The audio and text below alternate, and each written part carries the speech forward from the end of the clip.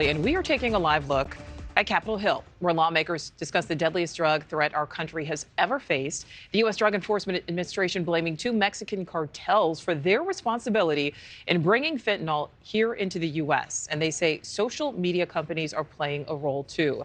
NewsNation anchor Natasha Zuvis joins us now. Natasha, these apps are on just about everyone's phones. Oh, and every child's phone in America, too, at very young ages. And, you know, it's interesting because we've heard a lot about pressure on social media platforms here to make changes. And indeed, today, senators penned a letter to Mark Zuckerberg saying Meta needs to do better in this crisis. But today, senators also said Mexico needs to do more.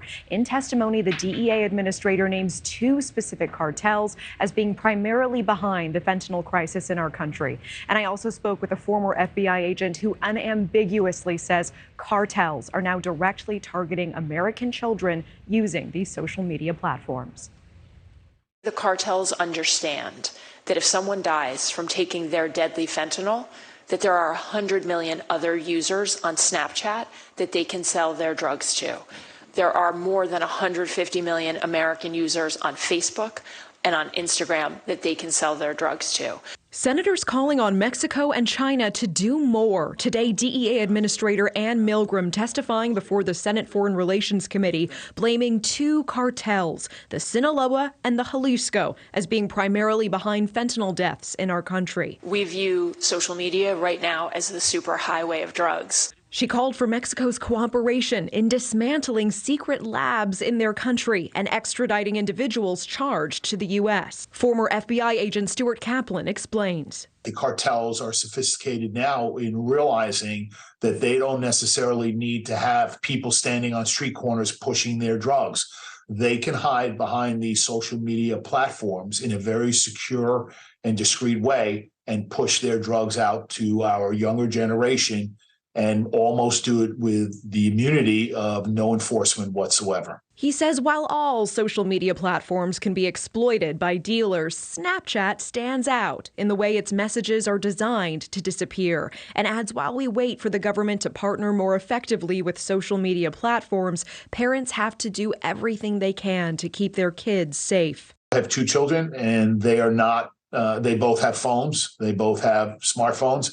You will not find Snapchat on either one of their devices. It's a message parents like Amy Neville are trying to spread. Her son Alexander was just 14 years old when he overdosed on a pill laced with fentanyl. This drug dealing side really caught us off guard. We thought we were parents that were in the know and on top of things and obviously very open with our child. And it still wasn't enough. She says Snapchat was her son's gateway to the drug and that the company needs to allow more transparency to hold them accountable. I believe Alexander may have known this drug dealer prior to his death, and they definitely connected through Snapchat. And it was, easy way to order up some drugs for Alex and experiment. And it was super easy for this drug dealer to come right to our home and deliver them.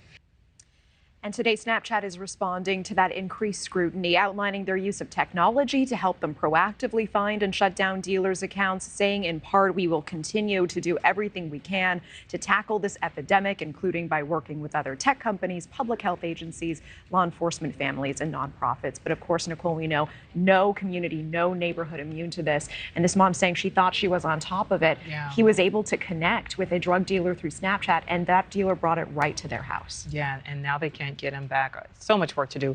Natasha, thank you for that. Thank you for watching. Go to newsnationnow.com to find NewsNation on your television provider. And don't forget to click the red subscribe button below to get more of NewsNation's fact-driven, unbiased coverage.